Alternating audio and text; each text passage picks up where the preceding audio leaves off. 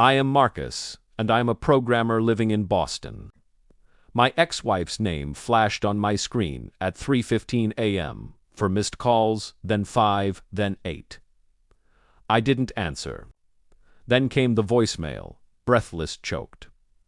Please, just answer. I think something's wrong. I think he's done something with the account. I cut off, disconnected. I didn't move, didn't blink, just stared at the screen. And listened to silence. My son Leo's door creaked behind me, barefoot calm, a glass of water in his hand. He took a sip, then looked up at me and said, "She's freaking out, huh?" He smiled. "Told you, I fixed everything. It started with a lie, wrapped in affection. She said she needed access to the college fund, temporarily. Said we had a family emergency, something about her father. A surgery urgent, unexpected. I signed the release form, trusted her.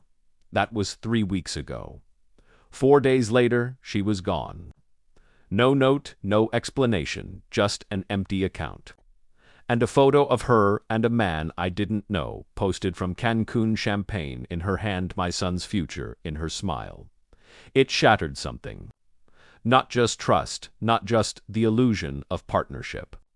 It broke the quiet, the one I had carefully constructed for the sake of my son. He asked where she was. I said gone. He nodded once, didn't cry, then walked to his room and locked the door. The next morning, he sat across from me at breakfast. Dry cereal, no milk. He asked how much was left in the account. I told him the truth, 0. He didn't flinch, just looked down at his spoon like he was calculating something. Later that night, I found him on the laptop, not playing games, not watching videos. He was inside the bank portal. Mine, hers, and the one I'd opened for him years ago.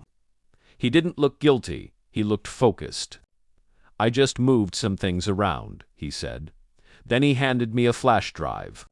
No one ever taught her to log out, he grinned.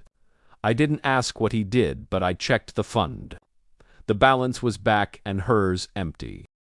I stared at the screen, like it might suddenly make sense. All the money she stole was back, and she didn't know it yet. The calls started hours later. Blocked numbers, burner lines, her voice getting more frantic each time. Where is it? You didn't take it back, did you? Did the bank mess up?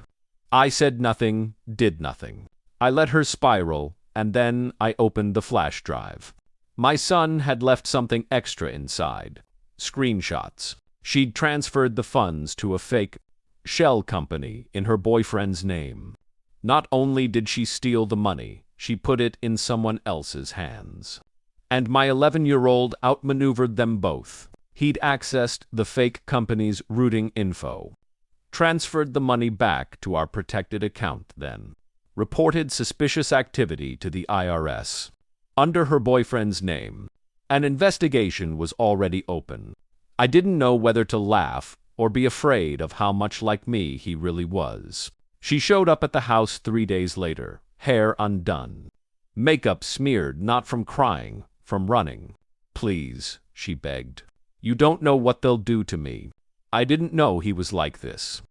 I stepped onto the porch, closed the door behind me. "You moved our son's future into a fake company account to impress your boyfriend." Her eyes widened. "You think I don't know?" She opened her mouth to argue, but I raised my hand. "He's already being investigated. You're next." "Please," she whispered, "tell me you didn't." "I didn't," I said coldly. "He did." I nodded toward the window.